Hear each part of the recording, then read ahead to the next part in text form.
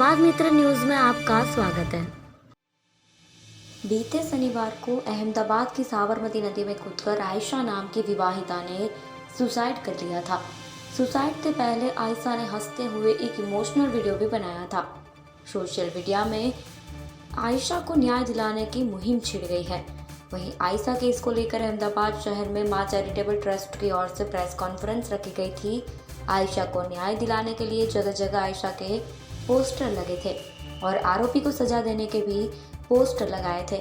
वहीं आरोपी आरिफ को फांसी की सजा हो, इसीलिए सोशल मीडिया में वॉर छिड़ी है। मां चैरिटेबल ट्रस्ट की ओर से आयोजित की प्रेस कॉन्फ्रेंस में आयशा के पिता, उनके वकील के साथ में सभी मीडिया कर्मी उपस्थित रहे थे। यश पठाण मेट्रोपोलिटन प्रेक्टिस करूँ छूँ અને હાલમાં કમિટી મેમ્બર છું। अच्छा, जो केस हुआ था उसके बारे में क्या कहना चाहते જે કેસ થયો છે એના વિશે આપ શું કહેવા માંગો છો અને શું માંગ છે આપની, કઈ રીતે પરેશાન કરતા હતા? આ જે આયશા બાનુ છે એમના લગ્ન તારીખ 6/7/18ના રોજ અમદાવાદ મુકામે થયેલા અને એમની સાસરી જાદોર મુકામે હતી। બરાબર, લગ્ન બાદ આ આયશા બાનુ જાદોર મુકામે સંયુક્ત રૂમમાં રહેવા ગયેલા। ત્યાં થોડા ટાઈમ આ લોકોએ સારી રીતે રાખેલ અને ત્યારબાદ આરિફ ખાન, બાબુ ખાન, સાયરા બાનુ અને ખુશ્બુ નણંદ આ ચારે ભેગા મળીને એને વારંવાર મેન્ટલી ટોર્ચરિંગ કરતા હતા કે તારા ભિખારી બાપે દહેજ ખૂબ જ ઓછું આપેલ છે, ઘણા બધી વસ્તુ આપેલ નથી, જેથી તું તારા બાપા પાસેથી દહેજ લઈને આય। ત્યારે આ આયશા બાનો એમના સાસરીવાળા કહેતી હતી કે મારા ફાધર ગરીબ છે, સિલાઈ કામ કરે છે, એટલે તમને મોટી મોટી વસ્તુ આપી શકે તેમ નથી।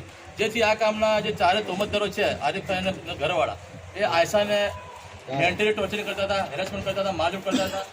એ બનાવ એ એના ફાધરને બોલતી નહોતી, કેમ કે એના ફાધરને દુઃખ થશે અને એનું ઘર સંસાર બગડે નહીં। બરાબર, એ સેન કરતી હતી, પણ એ સેન ન થતું। તારીખ 5/12/18ના રોજ આ આરિફ ખાન આયશા બીબીને એમના ઘરે લઈને આવેલ, જ્યારે પ્રેગ્નન્ટ હતી। ત્યારે આરિફ ખાને આપણા ફાધર પાસેથી ₹1.5 લાખની માંગણી કરેલી, પરંતુ પૈસાની વ્યવસ્થા ન થતાં મરનારના ફાધરે જણાવ્યું કે ભાઈ મારી પાસે પૈસાનો કોઈ વિકલ્પ નથી અથવા વ્યવસ્થા છે નહીં।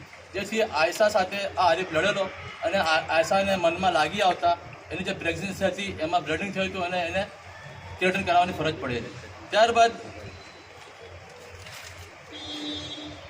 ત્યારબાદ સમાજના માણસો આવીને આયશાને લઈ ગયેલા।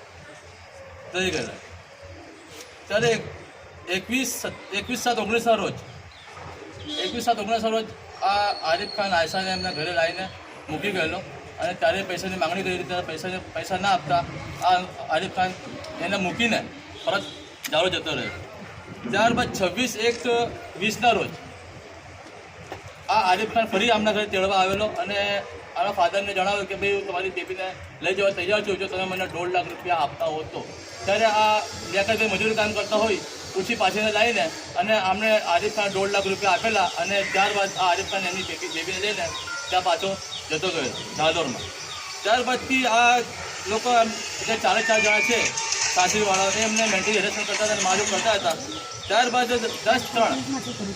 10/3/20ના રોજ આ આરિફ ખાન આયશા બીબીને લઈને આવેલો અને એમના ઘરે મૂકી ગયો હતો અને જણાવ્યું કે ભાઈ તમે ₹1.5 લાખ આપ્યા છે, મારું કામ થયું નથી, તમે બીજા પૈસા આપો। એટલે પૈસા આપવાની ના પડતા આરિફ ખાન એમને છોડીને પરત જતો રહ્યો। અને પછી લોકડાઉન લાગી હતા, એને ઘણા ફોનો કર્યા પણ એ આવ્યો નહોતો લેવા માટે।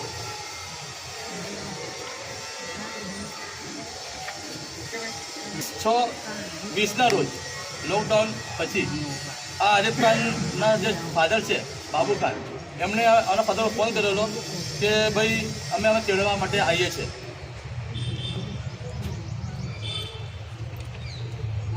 ત્યારે આરિફ ખાન ફરી અમદાવાદ આવ્યો હતો અને ત્યારે પણ પૈસાની માંગણી કરેલી। ત્યારે અમને પૈસા આપ્યા નહોતા એટલે એની સાથે મારઝૂડ કરી, ઝઘડો કરી આયશા સાથે અને પરત એ જાડો એકલો જતો રહ્યો।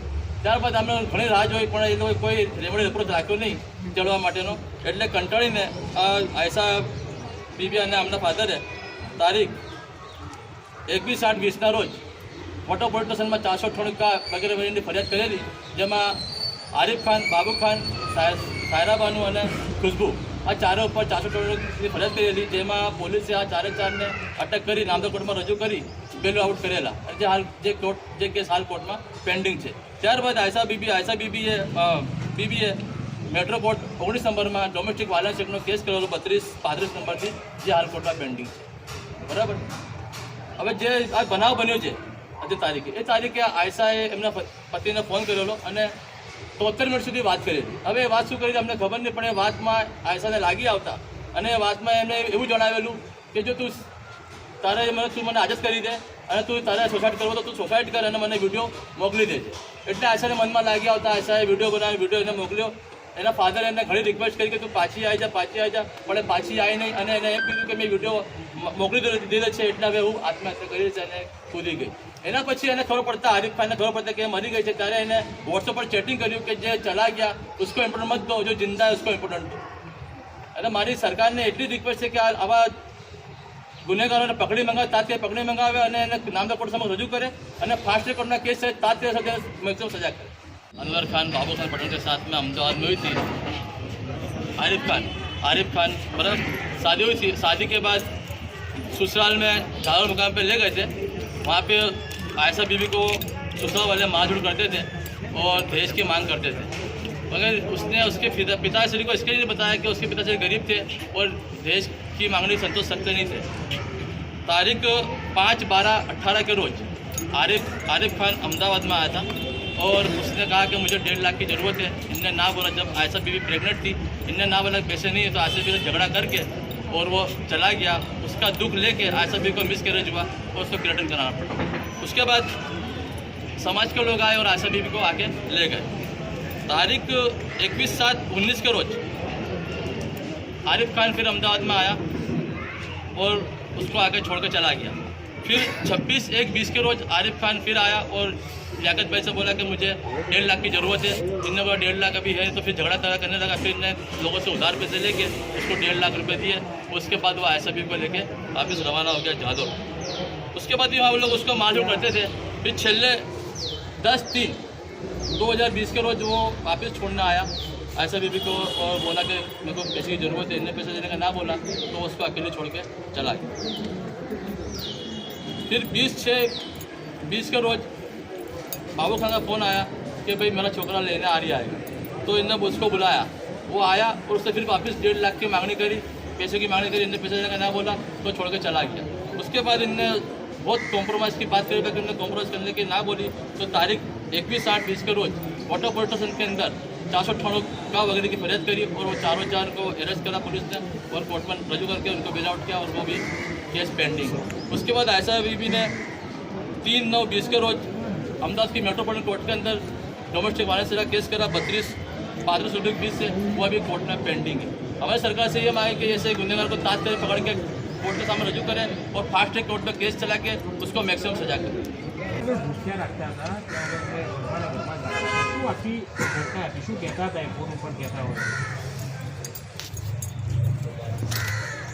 फोन पे उसकी कभी बात होती ही नहीं थी. ये सारा एक डोमेस्टिक वायलेंस का ही केस है.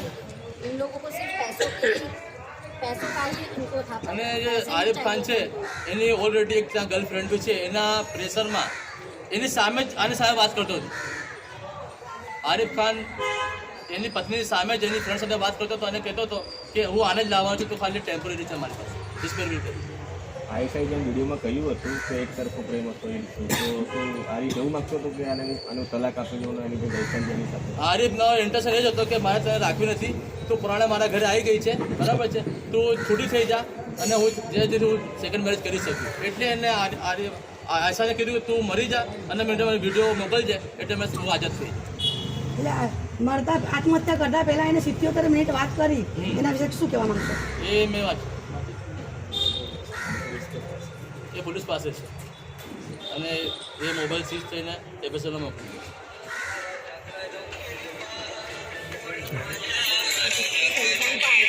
लेना देना ही नहीं था. हेलो. इंसान को सिर्फ पैसों से प्यार. हाँ बोल बाबा. जिस लड़की के साथ उसको हाँ बोलो इससे उसको निस्बत था. आयशा से उसको कोई निस्बत नहीं. आ जावे तो मेरे को ભાઈ તું કામ આગળ આવી જાય ને ભાઈ આમ પાછળ અહીંયા આવીએ. उसके परिवार वालों ने सिर्फ उसके साथ हैरेसमेंट किया है, डोमेस्टिक वायलेंस किया.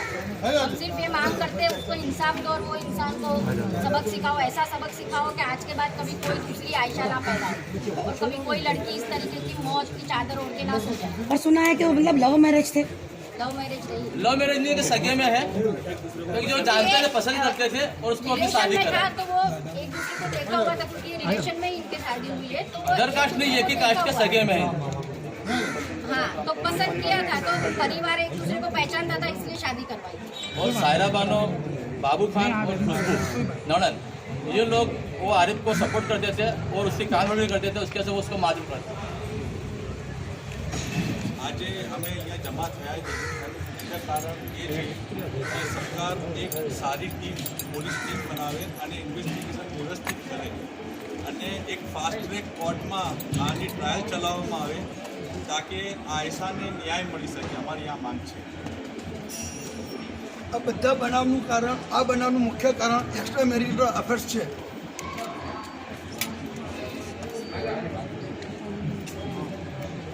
આ આરિફ ખાનને બીજી છોકરી જોડે આડો સંબંધ હતો, અનૈતિક સંબંધ હતો. મોટું કારણ એ જ હતું ને બીજું દહેજનું કારણ હતું.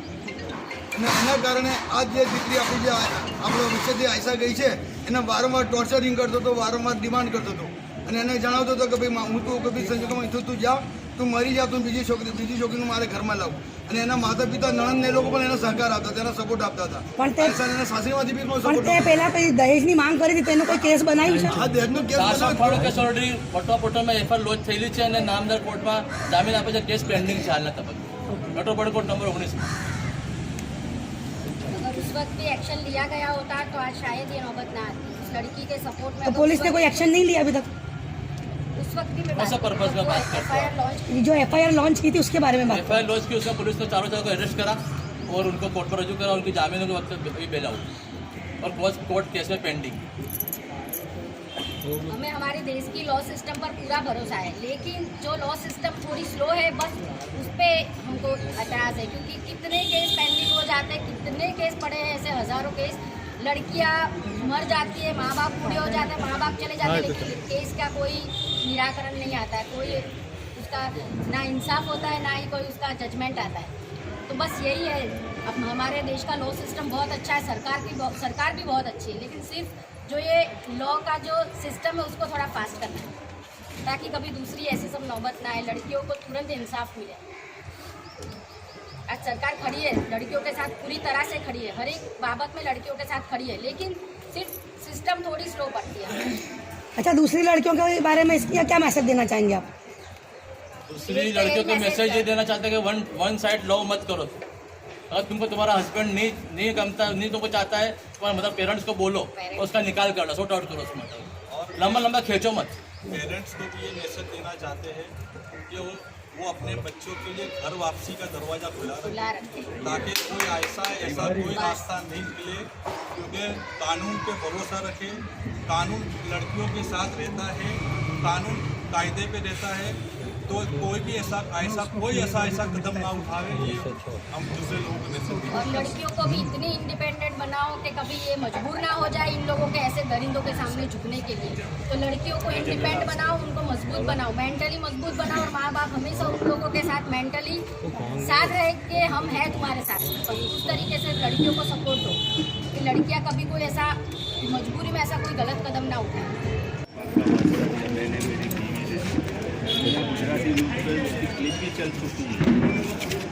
मैं तब एक ही चाहता हूँ यार, हिंदू मुसलमान के लिए बहुत लड़े यार। अब मेरी आयशा चली गई, नहीं आएगी, वो मुझे भी पता है वो नहीं आएगी। जालिम को जेल क्या, उसको फांसी हो जाएगी तो भी नहीं आएगी। अरे जहाँ की सारी बेटियाँ मेरी आयशा, उनको बचा लो बस। मैं इतना ही कहना चाहता हूँ, मुझे आप और कुछ मत पूछो, आप कुछ नहीं कहना है। बहुत लड़ लिया यार, हिंदू मुसलमान यार। बेटी के लिए लड़ो यार, बचा लो मेरी दूसरी आयशाओं को, मत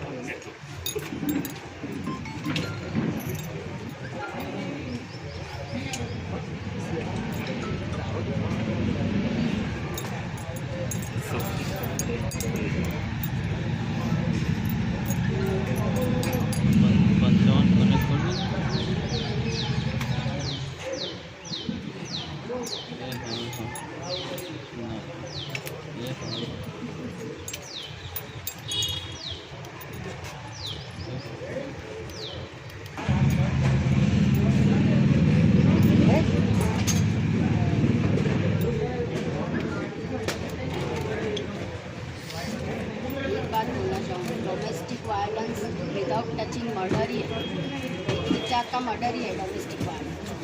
तो एक इन लोगों को ऐसी ही सज़ा देनी चाहिए जो मर्डर केस में होती है, तभी कुछ चेंज आएगा लोगों में। वरना इंसान की जगह हैवान बनते जा रहे ये चीज़ में।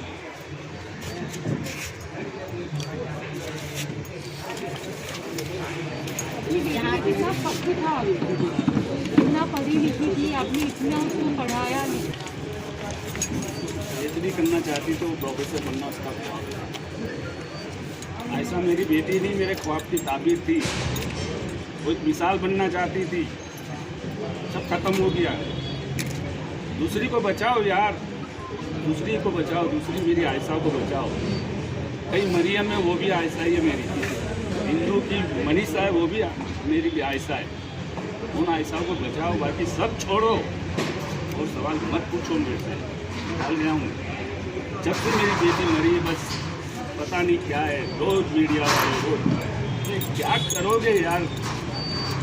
हम भी कोशिश करते हैं कि लोग बस तो बस उसको उसका वो मर गई, उसको कमीने को फांसी भी दे दोगे ना, मेरी आशा नहीं आएगी। लेकिन हिंदू मुसलमान उनकी बेटियां जो भी नाम हो, वो सब मेरी बेटी है, मेरी आयशा। मेरी उन आयशा को बचा लो, बस उन आयशा को बचा लो। बस इनकी तरफ से सरकार से यही गुजारिश है। आप चाहते हैं कि सख्त से सख्त कानून बनना चाहिए दहेज। बस अब वो आप जानो, कानून जाने। सरकार से मैं तो एक ही अपील करता हूँ, बस दूसरी आयशाओं को बचा लो। मीडिया से अपील करता हूँ, दूसरी आयशाओं को बचा लो। अरे मत देखो हिंदू मुसलमान यार, इंसान पैदा होता है, इंसान होता है। बहुत हिंदू मुसलमान के लिए लड़े यार, कभी तो इंसानों के लिए लड़ो, कभी तो इंसान बनो यार। मेरी आयशा मरने नहीं आएगी, मुझे पता है नहीं आएगी। उस कमीने को फांसी होगी तो भी नहीं आएगी। लेकिन हर मजहब की बेटी मेरी आयशा है, उन मेरी आयशा में आयशा आयशा सबको आज किसी नाम की ज़रूरत नहीं है। आज हर किसी की ज़बान पे सिर्फ आयशा और आयशा है, जो हंसते चेहरे आज हमसे विदा हो गई है। ऐसी कई आयशा है और कई आयशा की ऐसी कहानी है। और आज हम जो 5 रिवर ट्रस्ट जो ट्रस्टी हैं उस्मान बानो, हम उनसे बात करेंगे। ऐसी कई आयशाओं को न्याय दिलाने के लिए वो आगे आई है, तो हम उनसे पूछेंगे कि उनका क्या प्लान है आगे उनको न्याय दिलाने के लिए। तो मुस्कान जी आप ये बताइए आपका क्या प्लान है? प्लान नहीं, मैं सिर्फ एक मैसेज देना चाहती हूँ, सिर्फ गुजरात के लोगों को नहीं, पूरे देश को एक मैसेज देना चाहती हूँ कि हर माँ बाप को एक मैसेज देना चाहती हूँ कि अपनी बेटियों को बिंदास बनाओ, पढ़ाओ लिखाओ और उनको इंडिपेंडेंट बनाओ, कमज़ोर मत बनाओ। और दूसरा मैसेज कि अगर किसी भी लड़की को कहीं भी देश में किसी भी लड़की को ऐसी कोई प्रॉब्लम है ससुराल की तरफ से, डोमेस्टिक वायलेंस या उनको हैरेसमेंट है, कोई भी तरह का प्रॉब्लम है, तो आप हमारे माँ चैरिटेबल ट्रस्ट में एनी टाइम 24 आवर्स कभी भी कांटेक्ट कर सकते हो। काउंसलिंग के लिए हम लोग हमेशा रेडी है। आप लोग कभी भी कोई भी वक्त उनको कॉल करो, कांटेक्ट नंबर हमारी स्क्रीन पे ये नीचे दिए हुए हैं, आप देख लीजिए और कभी भी हमको कांटेक्ट करें। आपकी किस तरह की तैयारी है? अभी हमारी तैयारी है, हम सब बहुत सारे लोग हमारे साथ जुड़े हैं और हम ये चाहते हैं कि हम सरकार से बस इतनी अपील करें कि ये लॉ बनाए। जो हमारा लॉ सिस्टम है बहुत अच्छा है देश का लॉ सिस्टम, लेकिन सिर्फ एक है कि लॉ सिस्टम थोड़ा स्लो है। बस वो लॉ सिस्टम को हमें फास्ट करना है और जो 498 की कलम है उसको एक्टिवेट उस तरीके से करना है कि उसमें जो केस होता है तो उन लोगों को कभी बेल ना मिले। बेल मिलती है उसकी वजह से वो लोग आज़ाद हो जाते हैं और लड़कियाँ फिर केस करने से डरती है कि हमें नहीं करना, तो वो फिर उनकी इज्जत पे आती है। ऐसा सब लड़कियाँ बेचारी कमज़ोर पड़ जाती है क्योंकि बेल मिलते ही छूट जाते हैं। तो बस ये नहीं होना चाहिए, लॉ को थोड़ा स्ट्रॉन्ग बनाए। तो आयशा जी क्या करने वाली कोई मार्च मोर्चा या कुछ आप करने वाली आंदोलन वगैरह जैसा करते हैं? ऐसा अभी हमने कोई ऐसा तो प्लान नहीं किया कि हम उसके लिए मोर्चा निकालें, क्योंकि मोर्चा निकालने से भी कुछ ऐसा नहीं है कि वो लड़की वापस आ जाएगी या उसको न्याय मिलेगा। यही है, इतना ही कहना चाहते हैं सरकार से कि बस हमें मोर्चा निकालने के लिए ज़रूरत नहीं है। वो लड़की को इंसाफ दिलाने के लिए इतना भी वो करने की ज़रूरत नहीं है दिखावा कि हम वो लड़की के लिए क्या कर रहे हैं। बस इतना चाहते हैं कि सरकार खुद कुछ करे। अब माँ बाप ने और उसके घर वालों ने तो बहुत लड़ाई लड़ दी, अब सरकार को कुछ करना है और हम सरकार से अपील करते हैं कि वो अब उनकी लॉ सिस्टम को थोड़ा स्ट्रॉन्ग बनाए ताकि अभी दूसरी कोई आयशा की ऐसी खराब मौत बनने की नौबत ना आए। तो वो माँ बाप से आप क्या कहना चाहोगे जो आयशा जी की किस तरह से ऐसा जो तकलीफ देती है माँ बाप से आपका माँ बाप से ये मैसेज है कि अपनी लड़कियों की शादी करवाते हो तो उसका दरवाज़ा उनके लिए हमेशा खुला रखो कि वो किसी भी वक्त आधी रात को उसके माँ बाप के पास ऐसा अगर होने पर वापस आ सकती है। उनको कभी भी उनके ऊपर ये दबाव मत डालो कि तेरे को बिहार दिए, हमने शादी करवा दी आपकी बेटा, अब आप ससुराल के ही हो, आपके लिए यहाँ पर कोई जगह नहीं है। बस उनके लिए उनके घर का दरवाज़ा हमेशा खुला रखें। तो देख सकते हैं आप, ये माँ चैरिटेबल ट्रस्ट है और ये दूसरी ट्रस्टी है मुस्कान बानो। तो ये ऐसा जैसे हर लड़की के लिए ये हमेशा तत्पर है, उनको न्याय दिलाने के लिए तत्पर है। तो आप भी इनका सपोर्ट करें और उनके साथ तैयारी बनाए रखें।